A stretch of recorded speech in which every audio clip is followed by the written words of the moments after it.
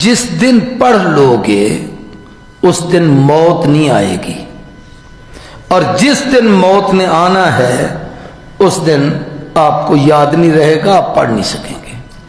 قتل کرنا چاہے اس آیت کی برکت سے وہ اس پر حملہ نہیں کر سکے گا، اور مضروب بھی نہیں ہوگا کہ کسی حادثے میں وہ زخمی ہو یا انہیں کوئی مار کر تکلیف پہنچانا چاہے تو اسے زخمی کر دے، ایسا بھی نہیں ہوگا۔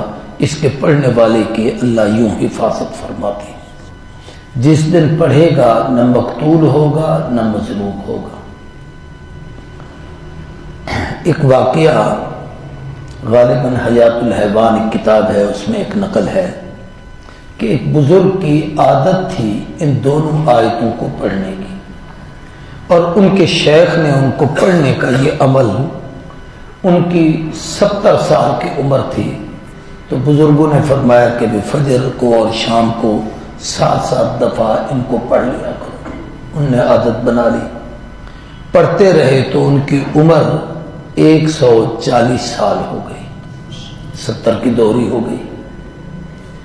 اب وہ ارذل عمر کو پہنچ گئے، نہ چلنے کے، نہ پھرنے کے، نہ کھانے کے، نہ پینے کے۔ اس عمر میں ظاہر ہے اعصاب کمزور ہو جاتے ہیں، اعضاء کمزور ہو جاتے ہیں، آدمی بالکل بیکار ہو جاتا ہے، اور حضور نے اس ارذل عمر سے پناہ مانگی ہے کہ جس میں آدمی کسی کام کا نہ ہو اور کوئی کام خود نہ کر سکے، حتیٰ کہ قضاء حاجت کے لیے، پیشاب کے لیے آنے جانے میں بھی اوروں کا محتاج ہو۔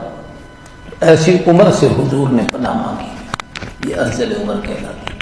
وہ بزرگ پڑھتے پڑھتے جب 140 سال کی عمر کو پہنچ گئے تو بڑے پریشان ہوئے کہ اب تو میری عمر بہت ہو گئی ہے، نہ کھانے کا نہ رہنے کا۔ اس میں وہ جو قیمتی دن ہے نا، وہ وہی ہے کہ 15 سال کی جوانی سے لے کر 40-50 سال سے پہلے کا دور، یہی کام کا ہے، یہی محنت کا ہے، یہی میدان کا ہے۔ اس میں اچھے کام ہو گئے تو اگلی زندگی سکھی، جتنا عرصہ بھی جیے گا۔ اللہ نے بلا لیا تو آخرت بہتر۔ تو میں یہ بتا رہا تھا کہ جو شخص ان 2 آیتوں کو پڑھتا ہے، سورہ توبہ کی پہلی آیتیں، اس کی برکت یہ ہے کہ پڑھنے والے کو جس دن شیخ نے لکھا ہے کہ پڑھ لے گا نہ مقتول ہوگا نہ مضروب ہوگا۔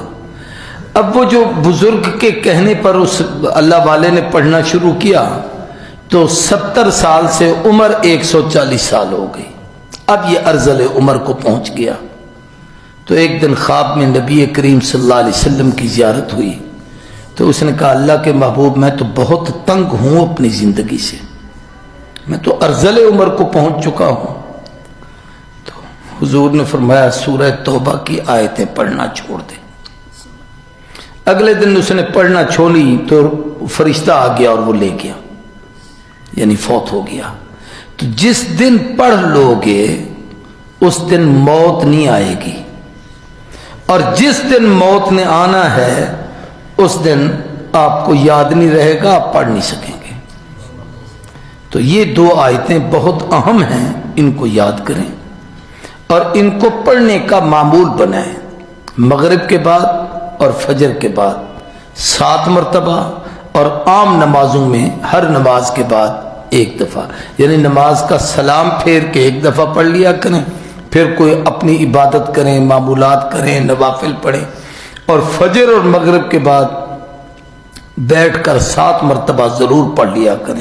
وہاں نہیں بیٹھ کے پڑھ سکتے، چلتے ہوئے پڑھ لیں۔ آپ نے سفر کرنا ہے، گاڑی میں بیٹھنا ہے، بیٹھ جائیں اور اپنے معمولات پورے کرتے رہیں۔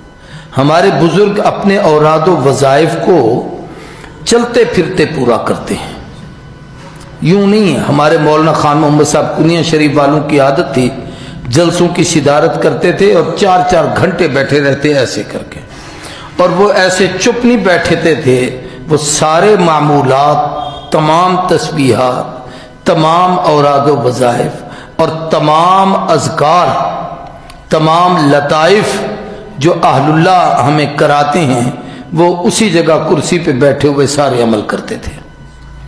تو اپنے آپ کو قیمتی بنانے کے لیے ان تمام معمولات کا پڑھنا اور کرنا ضروری ہے۔